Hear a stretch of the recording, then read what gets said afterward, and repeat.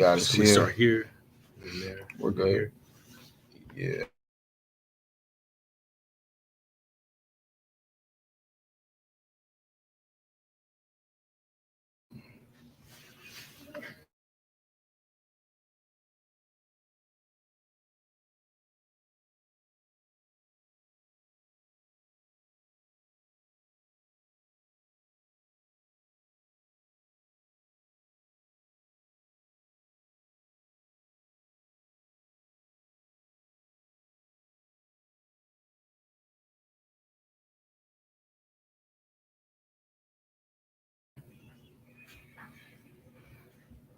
All right.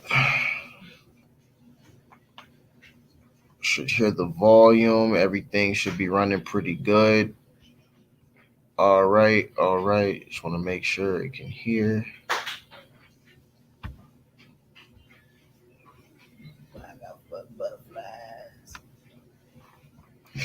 All right. Shalom. Shalom. I want to start by giving all praises, honor, and glory to Yahweh, Hashem, Yahweh Shai. Peace and blessings to the hopeful elect that are scattered across the four corners of the earth, learning and or teaching His gospel in truth and sincerity. And so what we want to do here, we know we're a little bit late on it, but I mean, at the end of the day, this is all for believers that come in and check in. For anyone that may, check in and tune in, and you want to maybe share this with your family members are still caught in paganism in these last days, right? And we don't know who the hopeful elect are, right? We don't know at the end of the day. We can't pass judgment on it. Though we're coming very close. Playoff season is approaching, as we would say it. You never know what or your friend, whatever, they may wake up to seeing the differences in between what makes what valid when it comes to the Passover or Easter, right? You got a lot of people. There's just people that are still caught up in Easter, or someone who's still learning, right? They just operating and staying in faith under the pretenses of Yahweh Shai and still or still trying to learn. So if they're doing such, we want to show them the difference and why which day, right, is the actual day, because it's kind of funny, like the way that the Most High did it. He lined them up so that Passover and Easter were back to back, basically, essentially right around the same window, right around the corner. So Passover, some people that kept it on the 14th, 15th, 16th. Guess what? Easter, so-called Easter, just popped up here. So now, for someone who's just learning about this and a little bit confused, okay, well, which one is this? What's the reason? You know what I'm saying? Which one do I follow? Whatever the case may be, we're gonna just go ahead and just by the spirit of Yahweh Shem Yahweh Shai, Lord willing, make an edifying lesson, and hopefully thorough breakdown onto which one is the correct one according to the Lord's will, right? Mm-hmm. So let's see if I can get my screen on here first of all, right? Share the screen up here.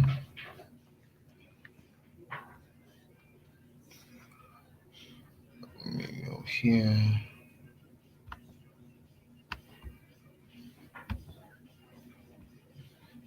Yeah, let me go to the boom, boom, boom. Get to the Chrome here. See if it'll let me do this. Bear with me, bear with me. All right. So, hold on. I might actually be doing it right there. So, what we're going to do is about to show you guys a little quick lesson on this as to why Easter is off. If it's letting me, I'll go most high will if I'll be able to pull up the article here, right? And I'm just getting to working with this too, so y'all bear with me, right?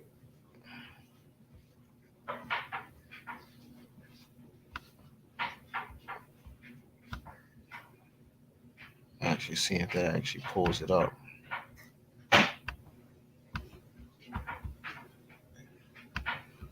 Might be giving me a technical difficulty here. Hold on.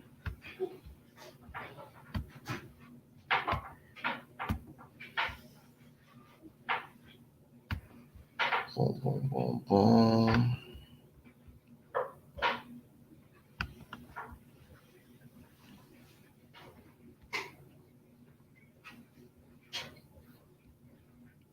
Yeah, that's not what we're going for right here. Let's see. Boom, boom.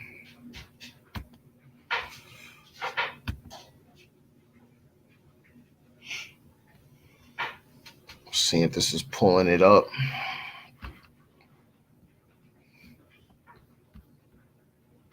Salakia, we're gonna run through this real quick.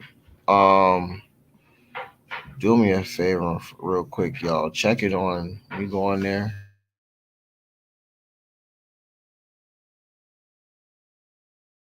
Yeah, when I click out of the window, is it going to that page? Just want to verify it. Because that would mean if I am, that means I'm doing this right, and if not, that means I'm not. You're not. It's not showing up. What is that? Hmm? What's that? Go on the YouTube channel. You're supposed to be broadcasting on YouTube.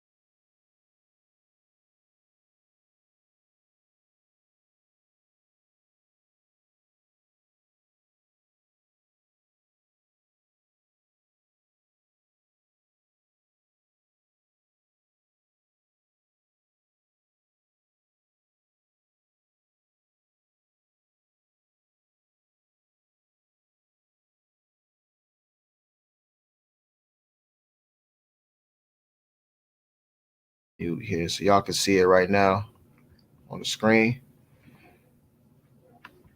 All right. So y'all can see it right now on the screen.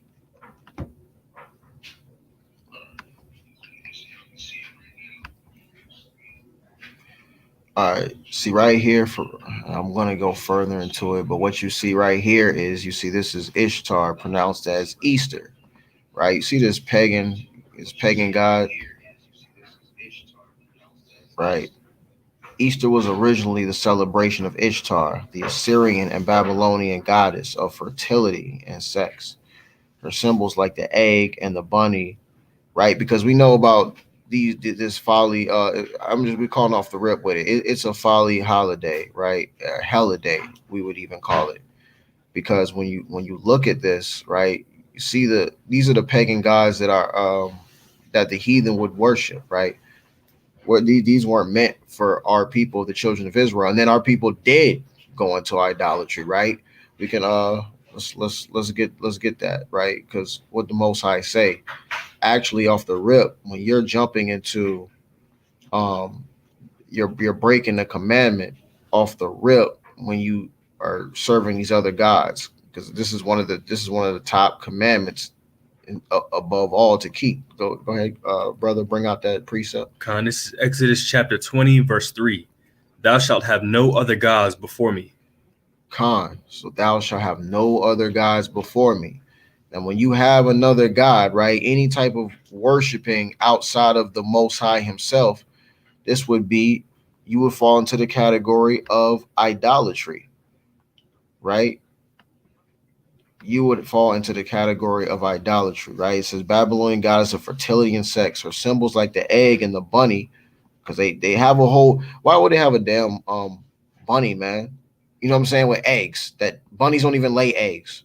That's not how their offspring come about, right? So there's a reason behind them putting eggshells and setting this up for little kids, the children to play with. Like, this is a good thing. Like, this is cool. Just like any of the other pagan holidays that they got out here, right?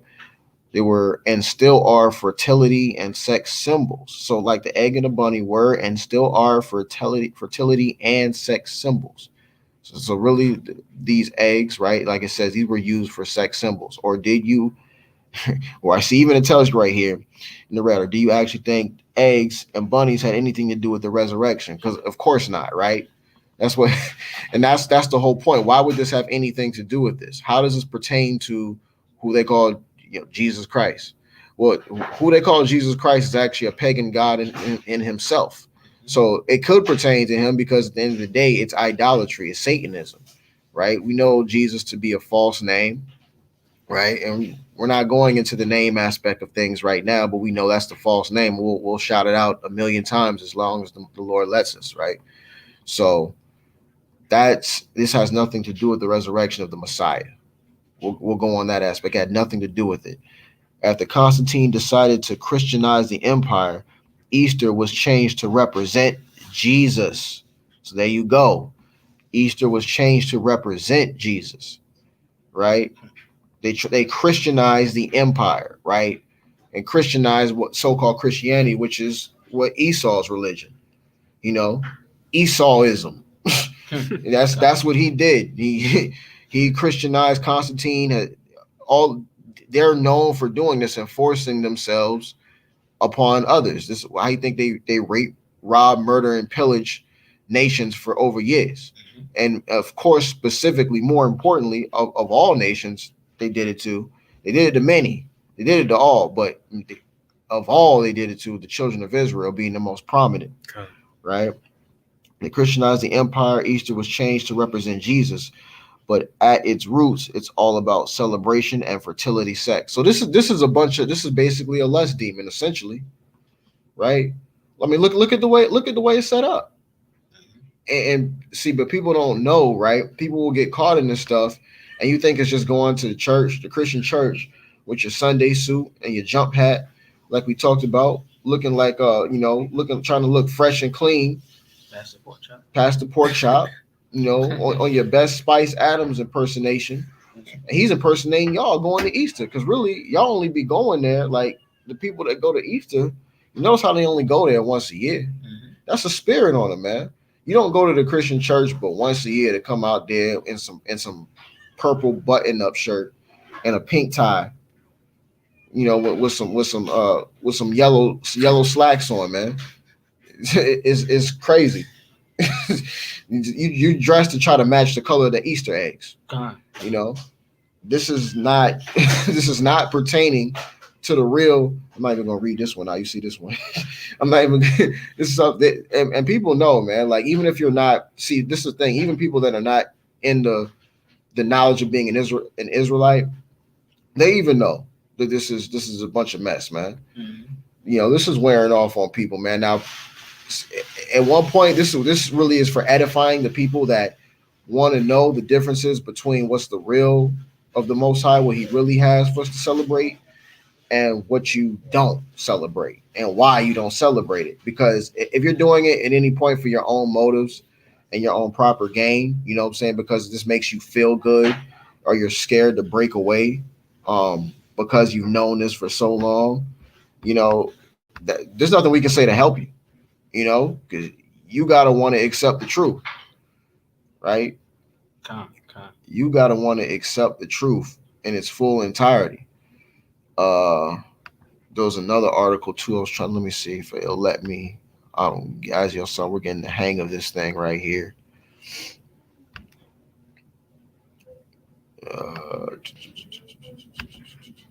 Let me see if it'll let me. Chrome tab.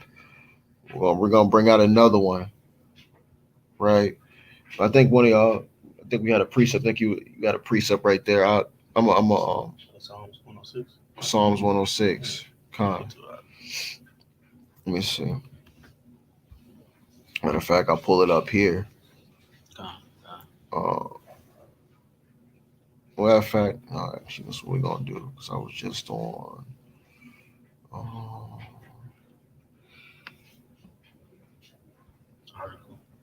Yeah, I'm gonna pull this another article out. It's the same one, but I think this is the one. This is what I was looking for in full more detail, right? All right, because we know this is Ishtar, right? The fertility god, right? So this is the further detail I wanted to bring and pull out. So Salakia, whenever y'all tune in, because we're just obviously getting the hang of working on this, working on here on the live. So the water for bearing with us. But here's the symbolism of Ishtar is powerful. It is easy to see the attraction of the image of the beautiful figurine and understand. I mean, that's in your eyes.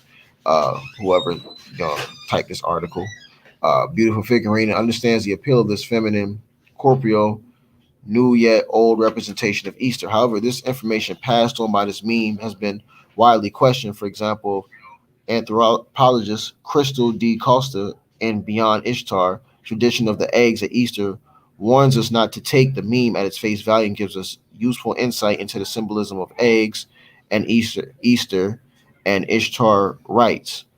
It gives us useful insight into the symbolism. What are you talking about? So, listen, rather than dwelling on the debate on the truth of Easter, I would like to explore the symbolism of this ancient Mesopotamian goddess, digitally reborn from its 5,000-year-old slumber by our communal sharing and liking. It is a coincidence this digital rebirth of Ishtar taps into a wider rebirth of feminist movement that has been happening largely via social media. So they're using this to say, hey, look, in a fascinating, thriving subculture belly dancing consisting largely of women from all corners of the world exchanging tips and videos on globalism, dance practice versus digital power of the goddess, symbolism has been long recognized and used. So really what they're trying to go with saying and this does, it plays into an aspect, and an aspect it plays into the female power, goddess symbolism, right? Like goddess symbolism in terms of a goddess, because that's what they do. They're using these feminine aspects and making them fertility guys, and people go in there and worship them. So it does actually raise the increase of feminism, man. Yep. Okay. You know what I mean? Like, and that's a cancer in itself, right? Because all it does is it sets to make our women grow more corrupt. That's why that's why the majority of the daughters of Zion are having this issue here. And Esau knows this, man. Esau knows this. That's why it puts a strain on the households, right? When you go and you put the energy towards this thing, whether you believe it or not, like, because you could come against everyday Jake and they'll know exactly that this isn't the way to go, that this is off. But at the end of the day, they're looking for something further, right? They're looking for something of what it means. That's why these are gods represented with their own hands, like people creating with their own hands. We was in the wilderness. That's happened, right? Can I pull out a precept on graven images? You got it. All right. Let me tell me what it is, and I'll go to it on here so it can be shown. Con, this is Exodus chapter 20, verse 4. All right.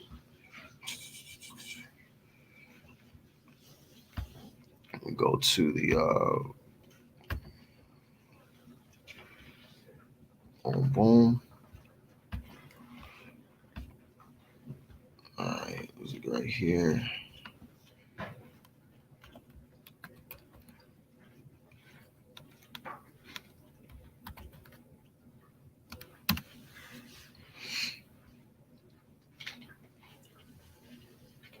All right, so all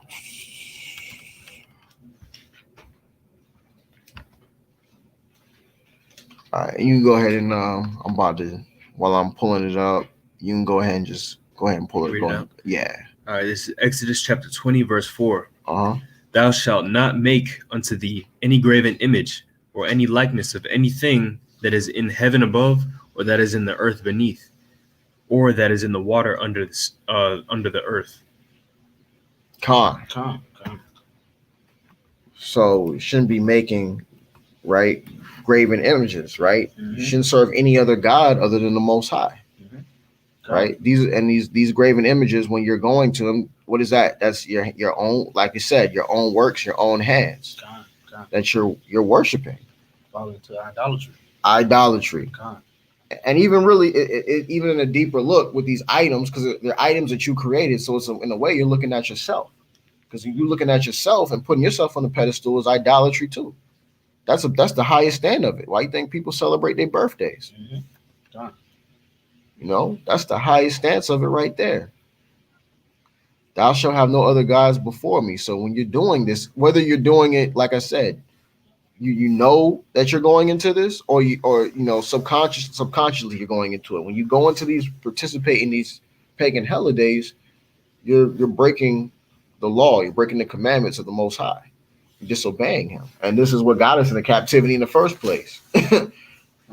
He's saying, don't make any grave, like the brother read. He's saying, don't read any graven images or likeness of anything of, right? And then verse 5 kind of expounds on that as well. Come on. And this is what they do, right? This, look, thou shalt not bow down thyself to them, nor serve them. For I, Yahweh, thy power, am a jealous God, visiting the iniquity of the fathers upon the children, unto the third and fourth generation of them that hate me. So Most High he's gonna show them, man. And now he says, in showing mercy unto thousands of them that love me and keep my commandments. So either way, the Most High's got something for everybody. It's just what kind of reward. He's got a reward, but which one is he going to give you? You know, and when you take stance into celebrating this into paganism and any of these, we're getting on Easter right now. This could be anything, you know, right? We know these holidays have passed already recently. Christmas, Thanksgiving, right? The fake New Year's Day, Janus, right? Any of these things, man. What was another one that just recently passed? What's it called? The little Valentines. Yeah, Valentines. I was trying to come up with a nickname for that. I got Valentine. Yeah, we can use that. Yeah, Valentine's Day. Come on, man. You know what I mean? These days they're off, and they have a deeper origin and root meaning behind them. Knowing it, they'll try to dress it up, and for one, giving you the false image of the false Messiah, the false God, and tying them together, you know, and they belong together in the sense of the false image that they're putting together. Like you said, this was tied with Jesus Christ. That's not the name of the true Messiah. So we can accept that. This is why names are important, because if you call them the wrong name, you're in idolatry, and that's for another lesson. But you know, when people celebrate these other gods, you're getting into paganism, Ishtar. Like this is stuff that's off, man. Did you any brother? I think we had another precept. I got a precept that's going with Exodus. Okay. Chapter 20. This is go to the book of Habakkuk. It's going on the graven image. Okay. Book of Habakkuk, chapter 2, and verse 18. We're gonna go down to verse 19 as well.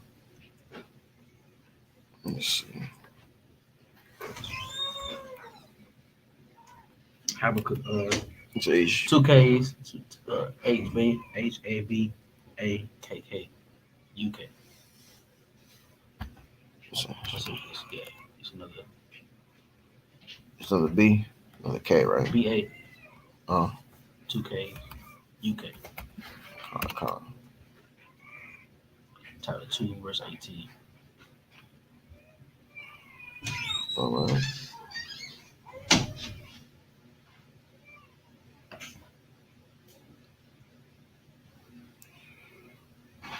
All right, let's go right here.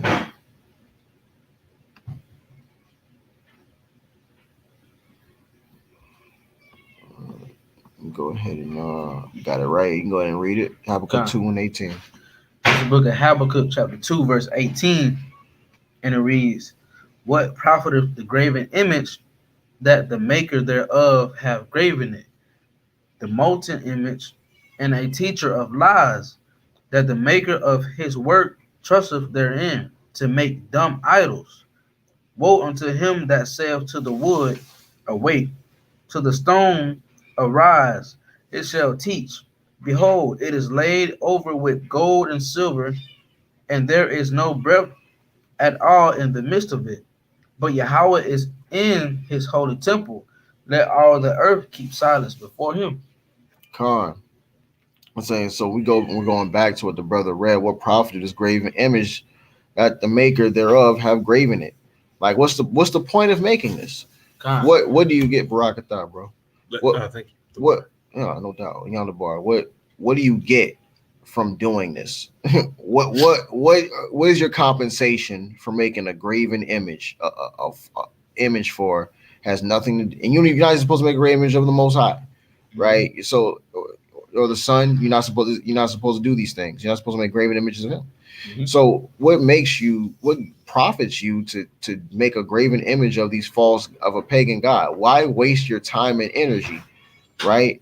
A teacher of lies, the maker of his work, trusting therein to make dumb idols. And let's get into this dumb, right? Mhm. Let's get into this word dumb, right?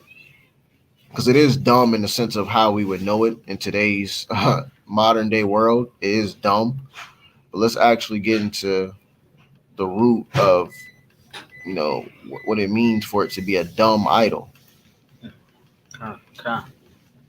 right? Let's get into it. Strong's 8 H40 483, right? Now this word comes in as lame, right? Strong's Strong's H 483. 483. Elaine. Elaine. Elaine. Elaine. Elaine. So it's Elaine, meaning what? Mute, silent, unable to speak. Mhm. So you're dealing with guys that are like, when you deal with these things, and on our people dealt with these too. This is why when in the Most High he destroyed our people in the wilderness, right? That wanted to all they had to do was have faith. The Most High already showed them and brought them out of the land of Egypt. You've seen the power, right? You've seen already. He's already helped you. You've seen how his power manifests, what he can do. Moses already parted the Red Sea by the power of Yahweh, right? To get through there. And even by Shema Mashiach Yahushai, because even though Yahushai wasn't on the scene yet, you know that the Son is always working. He was always working. He was always in the midst of things. Mhm. He's always part of the plan. So Moses got through the Red Sea with the power that the Most High had, and he used it, and he was flexing that power to show this is what I'm capable of. Now serve me, right? But what did our ancestors do? They went and created a dumb golden calf, and dumb in both meanings. Like it's mute. It can't. It can't speak. As dumb as in it can't speak. It's silent. It can't say anything to you. It can't tell you be it calm, be at peace. If you're in trouble, be it calm, be at peace. It's just gonna look at you, and that's all it can do. It's got eyes that you created it for, but it don't see. It does not know what a dang thing what's going on. Right? It's dumb, and it's dumb in both meanings that you cannot speak to it. It can't speak to you, and it's stupid. It's stupid to even create this thing. Why even do it? This is the aspect of it, right? And dumb idol. I got another precept as well. That's going on. Go with the graven image. Okay. The dumb idols. Con. Right. This is a book of Wisdom of Solomon, chapter 14 and verse 8. Mm-hmm. But that which is made with hands is cursed, as well it as he that made it. He because he made it, and it because being corruptible, it was called God. So it's tapping into the people worshiping idols. The people who made it, they are cursed as well. Come on, man. Because they call these things, they make these things their God, their idols. They're idols. Con. So they worshiping not the true living God, which is Yahweh by Shem Yahushua. They worshiping these man-made idols. Con. These idols that have been brought forth within this captivity. Come on, in this man. world. Come on, man. That's a fact. That's a fact. Con. And that's why we're trying to shed light too. That's a beautiful precept. That's exactly what it is. It's showing light that you guys, you celebrate Easter, you're worshiping essentially yourself. When you do these type of things, you're putting energy into a pagan god that can't speak. It takes shit, but I'll say this much: there's spirits in these things too. Yep. Oh yeah. There's demonic spirits that come when you deal with these type of natures, man. It's bad frequency. You don't deal with this. The Most High is the only vibe that you be rocking with. That's the only, and he said that no other gods before me. not to deal with them, because what does it do? Puts you in idolatry, right? And also put us in a position, separate ourselves from Yahweh. Uh-huh. And we go in. I put his precept right quick. Right. It's 1 Corinthians chapter 12, verse 2. It says, "Ye know that ye were Gentiles carried away unto dumb idols, even as ye were led." Mm-hmm. So this separated us from Yahweh by Shemi Yahushua. Con. So getting into these dumb idols, getting to these man-made things, or these false images, or graven images. Yeah. Getting close to these things, these separated us from Yahweh because He was our true living power. Con. And when you take yourself away from the power, right? You got no. When you take away from the source, you got no power. You know what I'm saying? So these pagan gods and worshiping them is what obviously make the Most High mad at us. Mm-hmm. And what happens when He's no longer dealing with us? The curses of Deuteronomy 28 come about. Yep. Matter of fact, I'm glad you brought that up. Matter of fact, let's get that. Let's get that real quick. Let me go back to the precept came to mind.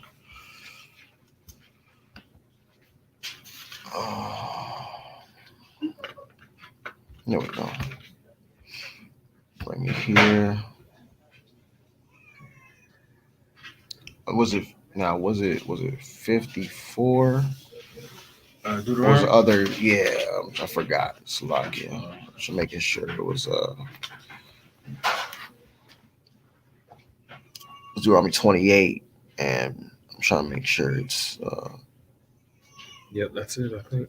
54, Deuteronomy 28, 54. Going into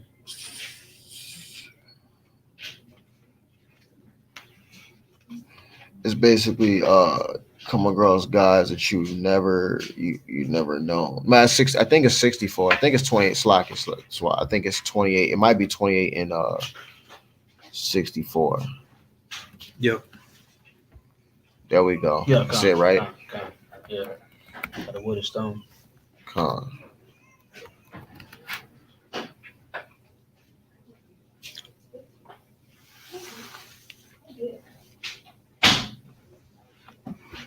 Let me see.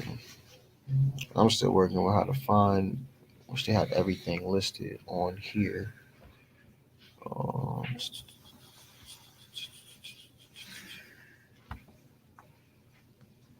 Let's see. Give me the chapters. That's what I want. I'll go to go to here. It says verse. Deuteronomy 28. You should go down to the verse. If I spell it, if I'm off on one thing on spelling, though, that's the problem. D-U. It's like a D-E-U-T-E-R. O-N-O-M-Y.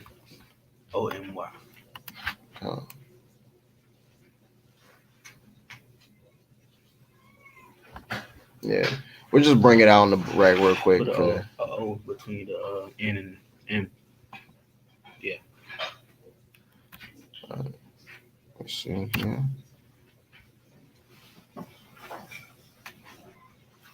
No, just go ahead and read. Go ahead and read it real quick. Yeah, just go ahead and read 28 and 64. This is the book of Deuteronomy, chapter 28 and verse 64. And Yahweh shall scatter thee among all people, from the one end of the earth even unto the other, and there thou shalt serve other gods, which neither thou nor thy fathers have known, even wood and stone. Come on, man. So, there we go. Now we figure it out. But that's it. But that's exactly what we needed, man. All praises. So that's exactly what we need. It's like basically, man, he's gonna serve these guys that we didn't know. That's what happens when we're taken away from our power, and we're not following Yahweh Shem Yahushai through this thing. We're taken away, and we worship other guys that we have not known, and it's so bad to the point now at this point where we're over 2,000 years removed. We don't even know our God. You know what I'm saying? We don't even know our God. You know what I'm saying? Now the Most High is waking us up.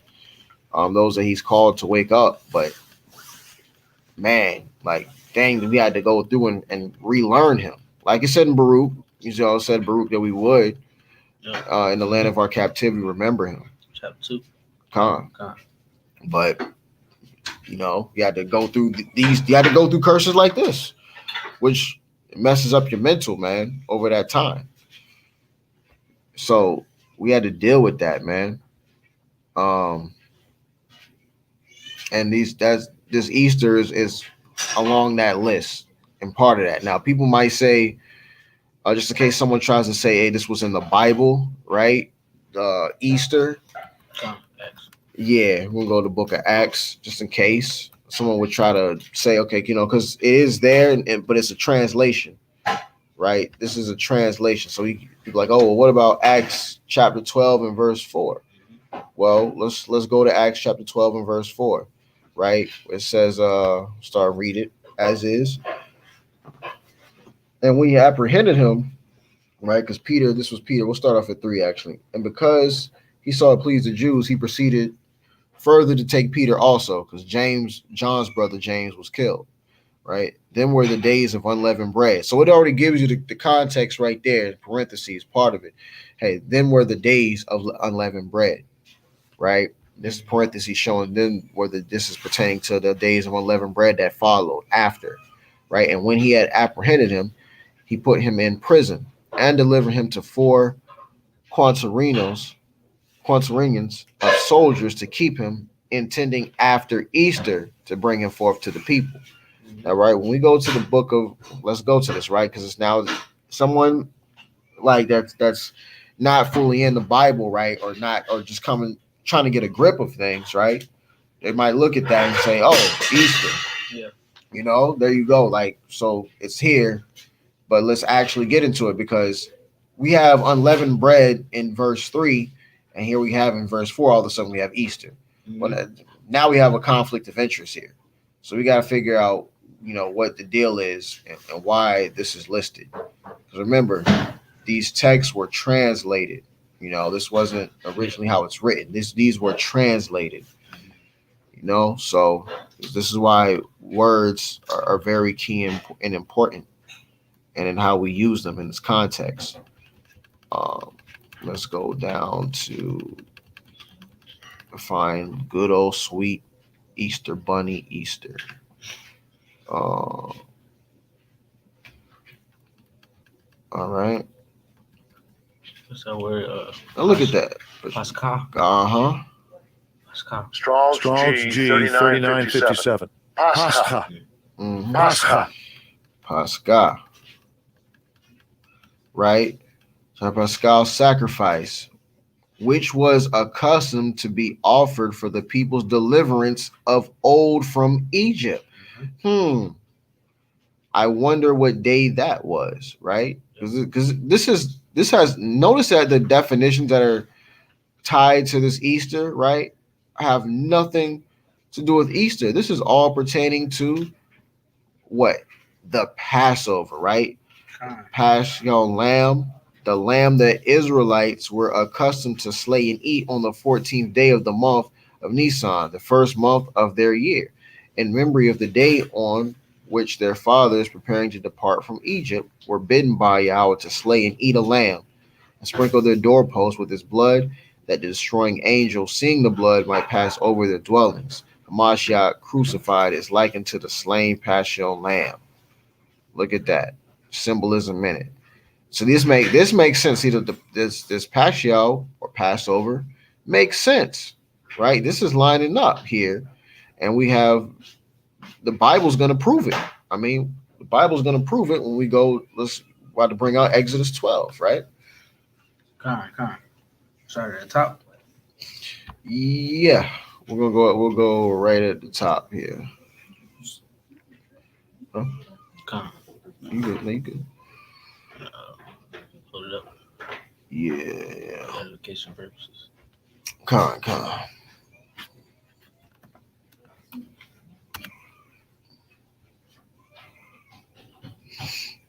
All right. Exodus 12 and 1. This is the book of Exodus, chapter 12, verse 1. And Yahweh spake unto Moses and Aaron in the land of Egypt, saying, This month shall be unto you the beginning of months. It shall be the first month of the year to you. Speak ye unto all the congregation of Israel, saying, In the 10th day of this month they shall take to them every man a lamb according to his house of their fathers, a lamb for an house. And if the household be too little for the lamb, let him and his neighbor next unto his house take it according to the number of the souls. Every man according to his eating shall make your account for the lamb. Your lamb shall be without blemish. Right? Now, Amen. Salaki, real quick. All right. Too little for the lamb. Now, you know what I'm saying? The house take it according to the number of the soul. Every man according to his eating shall make you account for the lamb. Your lamb shall be without blemish, as the brother was reading. Right? The lamb without blemish. Now, as it said, this lamb is tying into Christ, right? Or Yahweh Shai Hamashiach, right? Because Yahweh Shai is known as a lamb without blemish. Right? Keep reading up. Your lamb shall be without blemish. A male of the first year ye shall take it out from the sheep or from the goats, and ye shall keep it up until the 14th day of the same month. And the whole assembly of the congregation of Israel shall kill it in the evening. And they shall take of the blood and strike it on the two side posts and on the upper door post of the houses, wherein they shall eat it. Salaki, now right there. That is very important. That is very important because right? See, this has nothing to do with no Easter bunny, right? This is way more vital. This has nothing to do with no bunny running around and you're searching for eggs on a treasure hunt for your kids to open it up and find some Starburst and Hershey Kisses inside of it, man. This has nothing to do with that, right? This is very important. The blood is striking on the two side posts and on the upper doorposts of the houses wherein they shall eat it. Because this blood, right? The blood of this lamb that's put over on the doorpost is the covering. So that when in the times that our people when the Most High was going to smite everything that was moving, so that his people could be let go, and Moses would lead them out, right? These doors were covered by that blood of the lamb, and the lamb is Yahweh Shai, who in these days that we're in, we're covered by his blood. So it's the same representation. This is why this day is very important.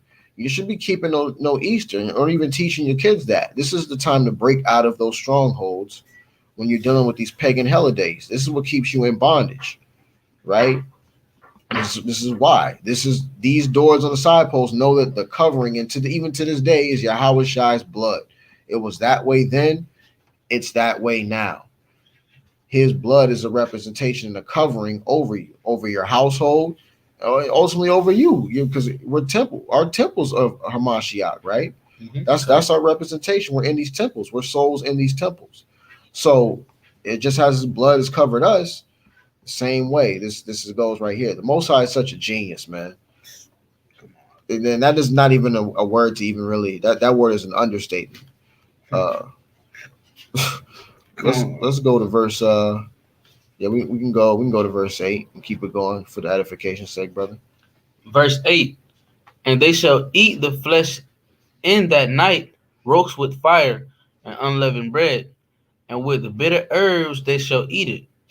Eat not of it raw, nor sodden, at all with water, but roast with fire, his head with his legs, and with the pertinence thereof. And ye shall let nothing of it remain until the morning, and that which remaineth of it until the morning ye shall burn with fire. So there's no leftovers, right? Okay. And we, of course, as Israelite people, we love leftovers, especially if the food was on point, right? I'm not even gonna front you.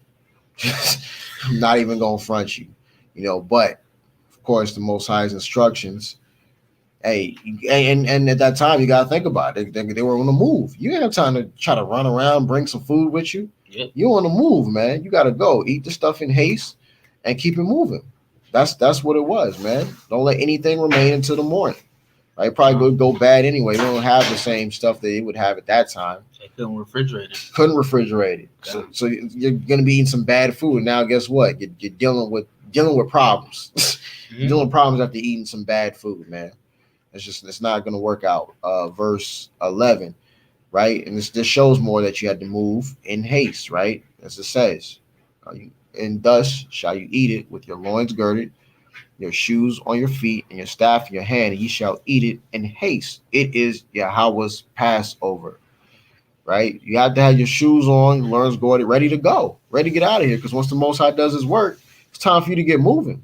Because these people, those people that right, he was going to smite and smite people and destroy them, but there was still people left that were within their homes. There were still people that would come out once they got decree that this was happening. What did they do? They chased and still tried to bring Israel back, even though they were already out of there. That's why Mosai still worked many more wonders, right? Part of the sea. Had used Moses' staff and Moses as the vessel to part the sea. Say, for I will pass through the land of Egypt this night and will smite all the firstborn in the land of Egypt, both man and beast, against sea. So he killed all the firstborn, the land of Egypt, both man and beast, against all the gods of Egypt. I will execute judgment.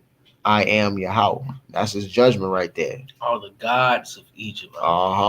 Going into tapping into that idolatry. Come on, man.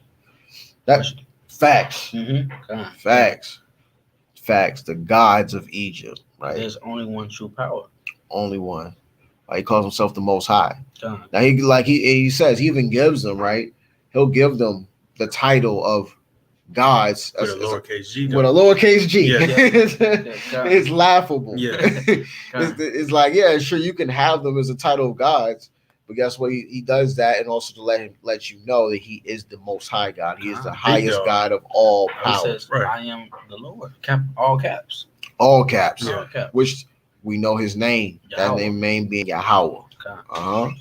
The blood shall be to you for a token upon the houses where ye are, and when I see the blood, I will pass over you, and the plague shall not be upon you to destroy you when I smite the land of Egypt. He says he shall pass over you.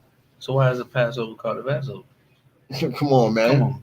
Come on. It's all Yahweh's work. That's right. So like these things that was brought forth upon our people, it was really the name itself really speaks for the times that we was living in.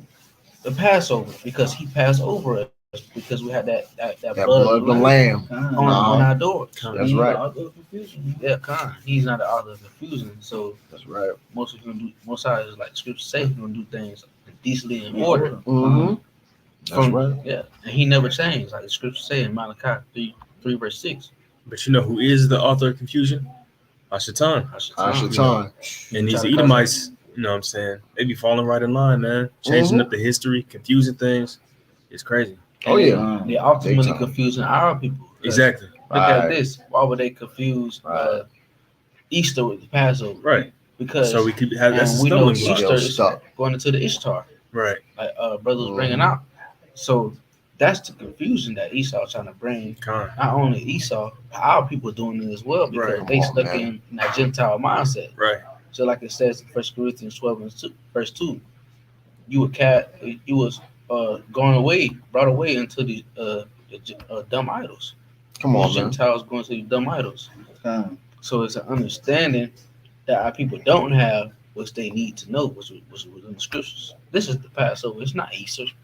It's not. We're not trying to worship Ishtar, man. We're trying to worship Yahweh by Hashem Yahushua. That's the understanding our people need, but we living in this captivity. You know how things lined up to go, but we just pray for them brothers and sisters. But we trying to get this edification out here and going on what the Passover really is, and worshiping graven images and idolatry really is. Con. You see, again, Ishtar. Sumerian, Mesopotamian religion, goddess of war and sexual love, right? He said, so, well, Ishtar said, so part of it is being a goddess of war, right? Well, guess what? Let's see who also is a god of war. You going to Exodus 15? Come on, man. Come on. You already, His name is War, man. Come on, man. you already know. That's what he's about, man. Exodus 15:3. Uh-huh.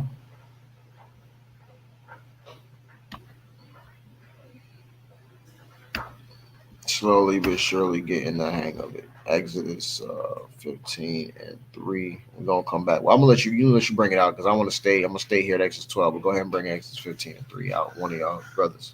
Okay. Shah. This is the book of Exodus, chapter 15, verse 3. Mm-hmm. Yahweh is a man of war. He's a what? Yahweh is a man of war. Mm-hmm. Yahweh is his name. That's right. And then that's what it was. He basically when he hardened Pharaoh's heart. But that just shows you even more of a man of war. It means he wanted to smoke. Mm-hmm. Yeah. He wanted to smoke. He hardened Pharaoh's heart, would not even let Pharaoh to even let the people go. But by other ways, he did it by force. He did it by force. The Most High is controller and the ruler of all, man. This lets you know this is his movie. He does things the way he wants to do them. Right? We have no control of such things. We can only pray for his mercy. Which he has shown time and time again. You got the blood of the lamb. That lamb still to this day is what covers us, and we don't get destroyed. You know, he chooses not to destroy us at this moment, and pray that he continues on. And we keep on in his commandments and serve the true power. Exodus 12:15. So, right, 7 days shall ye eat unleavened bread. Even the first day ye shall put away leaven out of your houses. For whosoever eateth leavened bread from the first day until the seventh day, that soul shall be cut off from Israel. Right? And that's you can get to pull out 1 Corinthians, I believe, 5 and 7. It's to purge out the leaven. Right? Another thing that has to be done is purging out the leaven from in your homes. Right? You do the best as you can as possible, purging out the leaven. It's symbolic, man. Right? Let's go ahead and get these precepts. And this is 1 Corinthians 5 and 7. Uh-huh. Purge out therefore the old leaven, that ye may be a new lump, as ye are unleavened. For even Christ, our Passover, is sacrificed for us. Come on, man. Woo! Boy. Purge out that old leaven. Purge out that old man, right? Because we're still dealing with the old man, or if your sister, you're dealing with the old woman. We're trying to strive and move forward, right? Read that last verse again. Read that last verse again. It's cool. Yeah. Is 1 Corinthians 5 and 7. Purge out therefore the old leaven, that ye may be a new lump, as ye are unleavened. For even Christ, our Passover, is sacrificed for us. Come on now. Mashiach, our Passover sacrifice for us. That lets you know emphatically, without any doubt, without a shadow of a doubt, that he is the Lamb. Come on. That lets you know. If you need the precepts there, he shows you. He's the Lamb, man. He sacrificed. He was the sacrifice. And he had to. If we didn't, unless we would have been we would have perished. Come on. Straight up. And that's the same. Slack. I got a precept going along with the brother is saying. Uh-huh. And it's showing you how Yahushua became the Lamb, right? And the importance of being baptized for repentance and remission of your sins. This is the book of John, chapter 1, verse 28. These things were done in Bethbara, beyond Jordan, where John was baptizing, right? Verse 29. The next day, so John was baptizing people before Yahushua even came on the scene.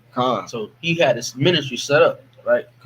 So going to verse 29 says, the next day John seeth Yahushua coming unto him, and saith, behold, the Lamb of Yahweh, which taketh away the sin of the world. So come on, man. They'll read that. Take away what now? God. The next day, John seeth Yahweh cometh unto him and saith, Behold, the Lamb of Yahweh, which taketh away the sin of the world. The sin of the world. God. And of course, hey brother, can you, get the book of Isaiah chapter 45 verse 17. Let him get that real quick, just so we have clarity too, because if we're doing this for someone, for someone who may be learning the difference, we want to make sure we're very clear of what that world is, that world being purged out, because it can only be one world that was already given, because this is a play on the same traditions, right? The same high holy customs that was already given to these set of people before. So it has to continue. It's not going to be anything brand new. Right. The Most High is, like the brothers already stated, the Most High is not the author of confusion. So we're about to get this Isaiah 45 and 17 just to confirm, so we know what world this is that the Most High's, Yahweh Shai, well, it's the Most High ultimately, but Yahweh Shai purge, for this world that we're talking about. Con. This Isaiah chapter 45 verse 17. But Israel shall be saved, and the Lord. Who again should be saved, Doc? But Israel shall be saved. Come on. And the Lord with a everlasting salvation. He shall not be ashamed nor confounded. Ye shall not be ashamed nor confounded. Ye shall not be ashamed nor confounded. World without end. What without end? World without end. World without end. This is the world of Israel, right? That shouldn't be confounded. And really, if we want to take it deeper, this is talking about those who would believe on Yahweh Shai, who would really emphatically actually be covered by the blood of Yahweh Shai HaMashiach. Those who are the true believers who believe in Yahweh Shai. So it's not all Israel, because not all Israel is not going to believe on Yahweh Shai, right? Majority of them are not. We actually dig into it. So, in all actuality, this is what we're talking about, right? Yahweh Shai's blood is covering those really of the chosen. This is what this Passover was before, to free up, and this is to free up those who believe in him now. The same blood of the Lamb is covering those who believe in him, and that's the continuation. So, man, brothers can get more precepts if they want to, because this should let you know.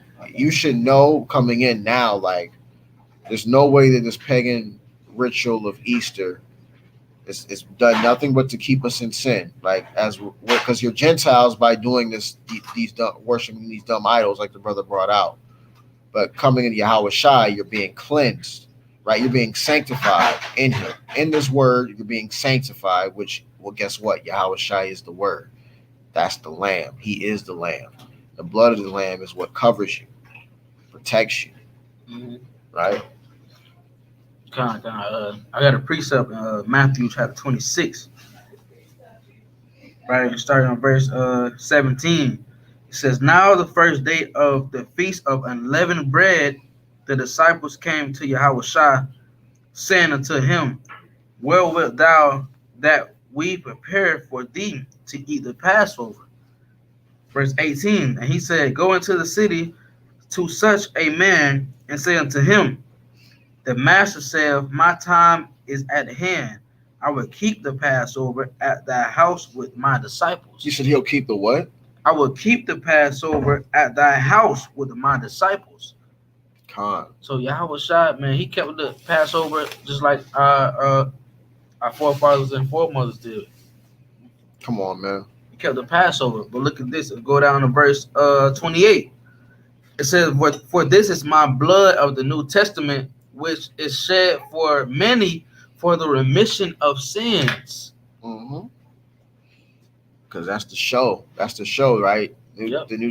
You're coming into Yahweh Shai, right? Because he's the mediator of the new covenant to come, right? So when you're to go into, if you're a believer in Yahweh Shai, what's incorporated with Yahweh Shai is the remission of sins and everything that's set upon him in the foundation. So believing in Yahweh Shai, when saying that, it's no different than, right, like when you say, call whosoever shall call in the name of the Lord shall be saved, right? You're not just calling on his name and say, oh, I called on the name and so I'll be good. I know about him. Yeah, I'm gonna be all right. And then you're doing a bunch of you're sinning and transgression. Well, against him, like intentionally, without a care or a thought of remorse. That means the Holy Spirit's not with you, for one, if you don't feel remorse for transgression the law, which is sin. And Yahweh Shai Hamashiach, to believe in him, well, you're going to do as he says. You're not going to be calling him Lord, Lord, or you'll fall into that category of the Lord, Lord, while you do not the things, but do not the things that he says. Mm-hmm. So this is incorporated with believing in Yahweh Shai Hamashiach. Like, you must do these things, right? Doing and honoring the Passover, which the Most High commanded throughout the generations, is one of them. Because the Yahweh Shai, like the brother read, Yahweh Shai didn't not do the Passover. He said, "I'm the Lamb." He is the Lamb. He is the Passover himself. He's the Sabbath. He's all of it. So it's like, if anyone had a reason not to do anything, it would be him. But guess what? He's programmed by his Father, our Heavenly Father, to do the same thing. He understands this is throughout the generations, meaning the Most High didn't change his mind. He didn't change his mind. Come on. Like, this is what it means, man. Like, I'm gonna keep it going. Read down to verse 15. 7 days shall you eat unleavened bread, right? So 7 days within, right? The first day you shall put away leaven out of your houses, for whosoever eateth leavened bread from the first day until the 7th day, that soul shall be cut off from Israel. So that was a big thing. You couldn't have leaven, right, at your house at all. This is to cleanse your body on a physical aspect. It's a cleansing of your body with not having the leaven there, but also, but more importantly, spiritually, taking away off the leaven, because what does it say? A little leaven the whole lump. Right? So you don't want to have any leaven. So the Most High, and we know that, look, in these days it's tougher, definitely tougher to avoid eating leavening, because it's almost in damn near everything. They put it in damn near everything, and that's the crafty counsel by Esau. That's part of it. One factor, right? Until the 7th day, right? So you have the first day and the 7th day is about to read our holy convocation. So on the first day there shall be an holy convocation, and the 7th day there shall be an holy convocation. Now we'll get into the holy convocation real quick.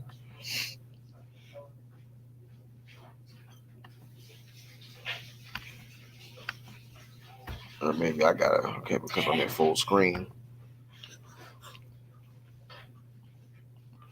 Dang, that's mini screen right there. That's like, boy, that's tiny.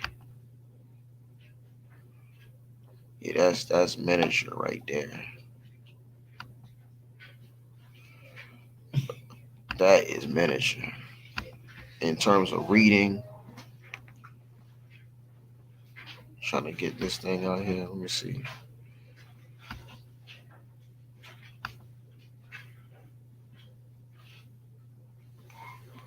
Let's see. I might just pull it up on my Strong's reader real quick. Playing. Exodus. I'm gonna go to 12 real quick, and 16. And so I'm going into the Strong's right now of holy convocation, convoking, reading, calling together. So a sacred convocation, sacred assembly. So you gather. If you have brothers and sisters within your vicinity, you congregate, you come together, right? It's like in the Shabbats, you come together. If possible, you come together and have an assembly. So the first day and the 2nd day are these things, right? Now, First, 7th, 1st and 7th. And then let's see. I'm gonna just read down right now to fix that a little bit. That's a little, I don't know what's going on with this. In the first month, let me read that again, because let me see. was the 18th first month, 14th day month. At even you shall eat unleavened bread. Okay, 7 days there shall be no leaven found in your houses, for whoever eateth that which is leavened, even that soul shall be cut off from the congregation of Israel, whether be a stranger or born in the land. You shall eat nothing leavened, in all your habitations shall you eat unleavened bread. Right? So, and this is, we'll keep it going real quick now. You shall eat nothing leavened, all your habitations shall you eat unleavened bread. Then Moses called for all the elders of Israel and said unto them, draw out and take you a lamb according to your families and kill the Passover. And you shall take a bunch of hyssop and dip it in the blood that is the basin, and strike the lintel and the two side posts with the blood that is in the basin, and none of you shall go out at the door of his house until the morning. So you're supposed to stay in too. You're not supposed to go out, right? You're supposed to stay in there because, hey, look, you don't want to get smitten by the Most High. That's what it comes down to. When you listen to the Most High, you don't want to get smitten while he comes out there and is killing the firstborns. That's your protection. So you want to stay inside, right? Staying. Anybody that's observing the Passover with you is staying with you, right? Let me see here. I'm gonna stop sharing and then try to share again. For Yahweh, right, will pass through to smite the Egyptians, and when he seeth the blood upon the lintel and on the two side posts, Yahweh will pass over the door and will not suffer the destroyer to come in onto your houses to smite you. So look, he was going into people's houses too. He was going in these people's houses, right? These heathens, these people, Egyptians that had our people in bondage to smite them, right? He would do that. But he's saying when you have the lintel, right, the blood of the lintel, right, on you, he wasn't going to do that. So at the end of the day, right, this is why Yahweh Shai is very important, because, right, when you have him covering you, he's got your back. You got the safe pass in Yahweh Shai Hamashiach. See here, yep. Any brothers got a precept? You can continue on as such.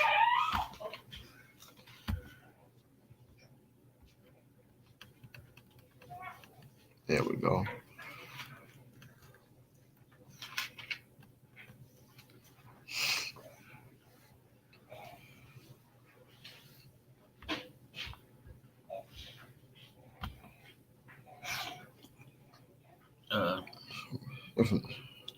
Yeah, I got a precept. Okay. In Numbers chapter 9, it's going into brothers who didn't. Oh, that's a good pull out. Forgot all about that.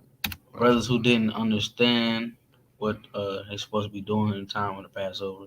It's also going into brothers who did understand. So what the Most High was telling them to do with brothers who did understand the Passover, right? So it's the book of Numbers. And we go chapter 9, we're going to start at verse 4. And it reads, and Moses spake unto the children of Israel. We'll start off at 2 first, Salakia. Start read 2 and then you can just jump back down to 4. Verse 2. Let the children of Israel also keep the Passover at his appointed season. And that matter of fact, I'm sorry, read 3. Read 3. This is key though.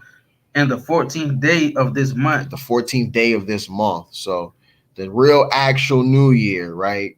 And it's the day of Adar, and so things could change up. But if we're talking the 14th day of the month, that's a count from the new moon. You start from the counting of the new moon, 14 days from the new moon, not the regular. Like I remember learning about the Passover. I tried to I was counting 14 days of regular calendar because that's what we used to. Regular months. You know what I'm saying? But exactly that is, and it's tough to keep up with that. Just so advise brothers and sisters to download an app that gives you phases of the moon, and a new moon, since the new moon referring its month, right? You'll start 14 days and count from that point on. So you keep it going out, Slacky though. And that Slacky, I gotta clear this out. And the new moon is not going into the full moon. It's going to the ascending of the moon. So clear that out, you know. But verse 3, in the 14th day of this month at even, ye shall keep it in his appointed season according to all the rites of it, and according to the ceremonies thereof shall ye keep it. And Moses spake unto the children of Israel that they should keep the Passover, and they kept the Passover on the 14th day of the first month. Come on. And at even in the wilderness of Sinai, according to all that the Lord commanded Moses, so did the children of Israel. At even too. So the 14th day at even, like the brother just read too. Man. Look how it says in Sinai. So this tell you that we were not in Egypt at this time, because this already happened. It was already set when we was in Egypt and we was in captivity. And we was going against the Pharaoh. And the Most High hardened his heart. So this is going into a particular time of the children of Israel being set in Sinai, right? Verse where the covenant was given. Verse 6. And there were certain men who were defiled by the dead body of a man, that they could not keep the Passover on that day, and they came before Moses and before Aaron on that day. Right. Keep in mind, so this for brothers and sisters who like the brothers reading you were getting into. For if you missed the Passover, you know, this is the Lord willing to touch your spirit. If you missed the Passover and you're trying to keep it, guess what? You don't have to wait till next year. Keep it going up. Verse 7. And those men said unto him, we are defiled by the dead body of a man. Wherefore are we kept back, that we may not offer an offering of Yahweh in his appointed season among the children of Israel? And Moses said unto them, stand still, and I will hear what Yahweh will command concerning you. So Moses was telling these brothers, hey, hold tight, but I'm gonna go to Yahweh and see what you know what I'm saying? You know, what he's gonna say about what you're doing was, you know what I'm saying? And then he's gonna come back to you according to the words of Yahweh and address it from the actions you put forth. Right. Going down to verse 8. And Moses said unto them, stand still, and I will hear what Yahweh will command concerning you. And Yahweh spake unto Moses, saying, speak unto the children of Israel, because Most High was never doing everything like directly to individuals. He was speaking to us as a nation. Right.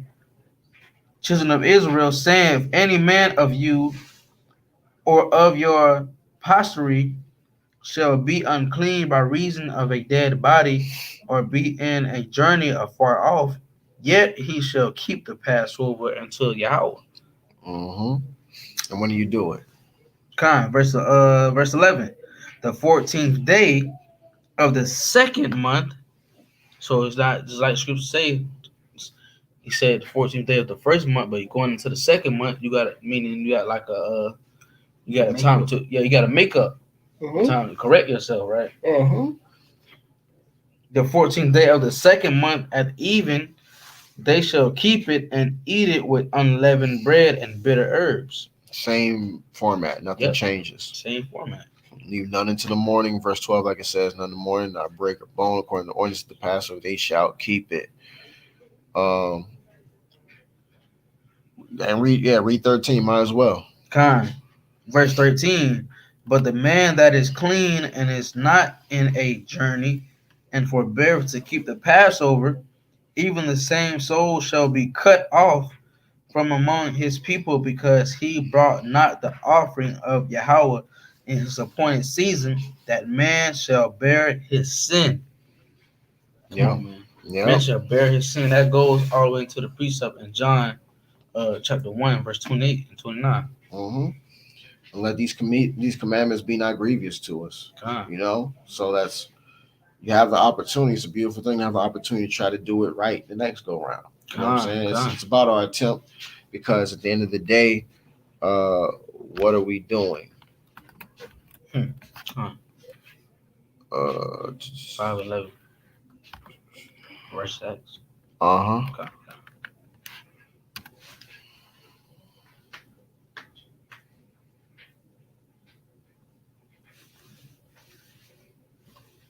So they that are delivered from the noise, archers in the places of drawing water, they there shall they rehearse the righteous acts of Yahweh, even the righteous acts toward the inhabitants of his villages in Israel.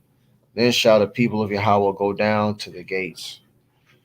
So, hey, look, we're rehearsing these righteous acts, and that's what we're doing. We're doing a rehearsal and preparing ourselves, being cleansed, trying to do the best that we can in this walk in Yahweh Bashem Yahweh Shai. Not everything is going to be perfect because we're in captivity, and if everything was going to be perfect 100% of the time, we wouldn't need Yahweh Shai anyway. So, this is why we keep in mind, commemorate this. And it's a blessing, man. It is a Sodom feast because of what transpired then, but at the same time, we're rejoicing in the fact that we're able to keep such and that we're awake to be able to do this. Because otherwise, we could be friends with the Easter Bunny. Laying the eggs. Laying the eggs, man. Confusion. Exactly. Crazy. You know what I'm saying? Hey, man. Looking for the little candies and the eggs, man. That's what we were doing at one point. We were in these heathen customs, and the Most High chose for us to wake up out of it, and all praises, and go follow Yahweh Shai Hamashiach and pray we endure to the end. So yeah, really, get out of that. All right, we didn't get up out of that. So I hope this was edifying. Uh, by the spirit and power of Yahweh Bashem Yahweh Shai. All praises Kahalal, Yahweh Bashem Yahweh Shai. Peace and blessings to the hopeful elect that are scattered across the four corners of the earth, learning and or teaching this gospel in truth and sincerity. Till next time, Yahweh willing, a shalom. Shalom. Khan.